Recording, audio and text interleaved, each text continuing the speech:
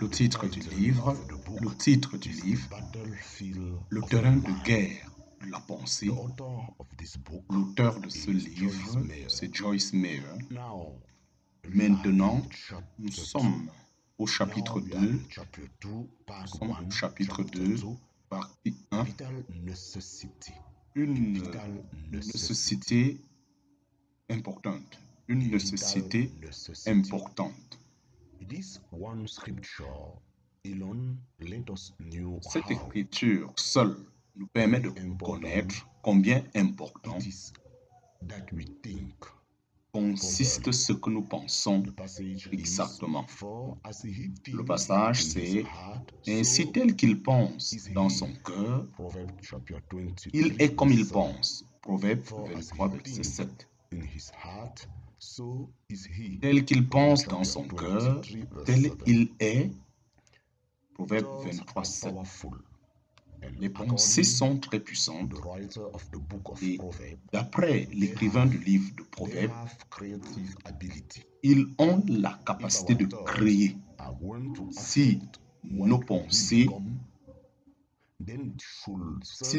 nous affectent, alors nous devenons ce qu'elles nous affectent. C'est pourquoi c'est une priorité de penser. Alors, il est extrêmement important d'avoir des pensées correctes. Je voudrais vous amener à comprendre l'importance et la nécessité d'avoir vos pensées en étroit accord avec la parole de Dieu. Vous ne pouvez avoir une vie positive ayant en même temps une pensée négative. La pensée de la chair contre la pensée de l'esprit. La pensée de la chair contre la pensée de l'esprit. Pour ceux qui vivent d'après la chair, ils sont contrôlés par cette chair, c'est-à-dire dans tous leurs désirs, et fixent leurs pensées sur ces choses qui élèvent la chair. Mais ceux qui vivent d'après l'esprit et sont contrôlés par les désirs de l'esprit fixent leurs pensées sur ces choses qui honorent ou glorifient le Saint-Esprit. Romains chapitre 8, verset 5. Romains 8, verset 5. Dans cette version de King James, le chapitre 8 de Romains nous enseigne que si nos pensées focalisent les choses de la chair, alors nous marcherons selon la chair. Mais si nos pensées focalisent les choses de l'esprit, nous marcherons selon l'esprit. Que je puisse, d'une manière ou d'une autre, le dire. Si je pense à des pensées charnelles, des fausses pensées, des pensées négatives, je ne peux marcher dans l'esprit. Il semble que ceci nous permet de pouvoir vivre parce que penser est extrêmement nécessaire et important pour une vie chrétienne réussie. Il y a des moments où nous, en tant qu'humains, nous sommes paresseux. Si nous ne réalisons pas combien importante nous devions prêter l'attention, mais quand nous le réalisons, c'est une question qui cause beaucoup de problèmes si nous négligeons cet aspect.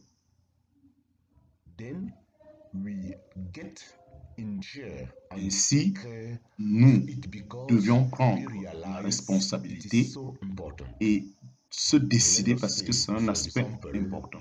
C'est-à-dire, par exemple, si la banque vous appelle et vous dit que votre compte est en train de baisser et à 850 $, immédiatement, vous allez vérifier le problème. Peut-être qu'en faisant des recherches, vous allez découvrir que vous avez déposé moins de ce que vous aviez pensé. Ainsi, vous courez à la banque directement avec ce dépôt et ainsi vous rassurer de ne pas avoir de problèmes dans le futur. J'aimerais que vous considériez ce point concernant renouveler nos pensées de la même manière. Votre vie peut être dans un état de déception à cause des années où vous avez pensé de manière fausse. C'est pourquoi c'est important pour vous de pouvoir décider et ainsi votre vie ne pourra pas être entraînée par vos pensées. Vous devez considérer ce domaine, combien nécessaire est ce domaine. Soyez sérieux concernant cet aspect afin de vaincre toutes les forteresses que Satan a bâties dans vos pensées. Utilisez les armes de la parole, c'est-à-dire la louange et la prière, par son esprit, Non pas par ma capacité, par ma puissance, mais par mon esprit, dit le Seigneur, l'Éternel des armées. Zacharie, chapitre 4, verset 6. L'une de nos meilleurs affranchissements, c'est de demander à Dieu de nous aider. Et l'une des meilleures armes est la prière. Vous pouvez vaincre cette situation par votre détermination seule. Vous avez besoin d'être déterminé au travers du Saint-Esprit, non d'après vos efforts, parce que le Saint-Esprit est votre aide et il va vous aider. Une nécessité importante. Pour le croyant, penser exactement est extrêmement important.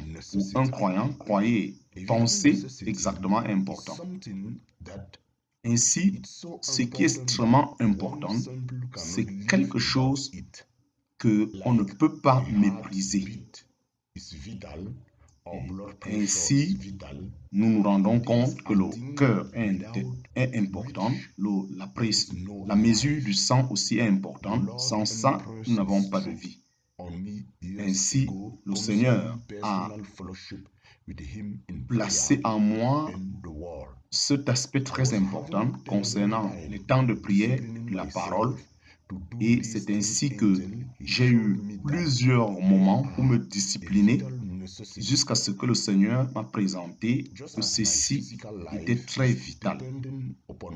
Ainsi, de même que ma vie physique dépend sur des signes vitaux, ainsi ma vie spirituelle dépend aussi de passer beaucoup de temps devant Dieu. Ainsi, j'ai appris que la communion avec lui est extrêmement importante et je lui ai donné la priorité.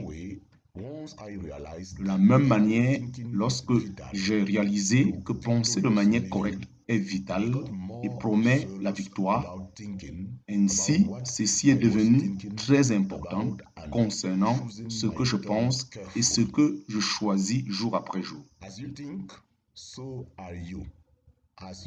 Tel que vous pensez, ainsi vous êtes.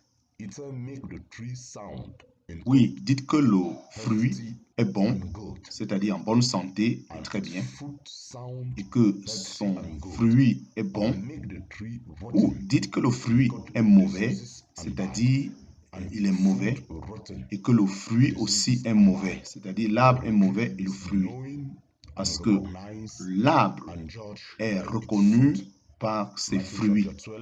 Matthieu chapitre 12, verset 33. La Bible déclare que un arbre est reconnu par ses fruits. La même chose est vraie dans nos vies. Les pensées portent des fruits. Pensez des bonnes pensées et les fruits dans votre vie seront bons. Pensez des mauvaises pensées et les fruits de la pensée vous donnera ce qui est mauvais. Actuellement, dépendant de la personne dont nous pensons, ceci agit et prévaut dans notre vie.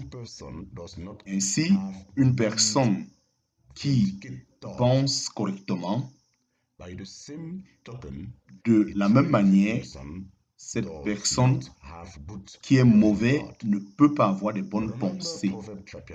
Rappelons-nous le Proverbe chapitre 23, verset 7, et permettons qu'il puisse avoir un impact dans nos vies. Ainsi, tel tu penses dans ton cœur, tu es ce que tu penses.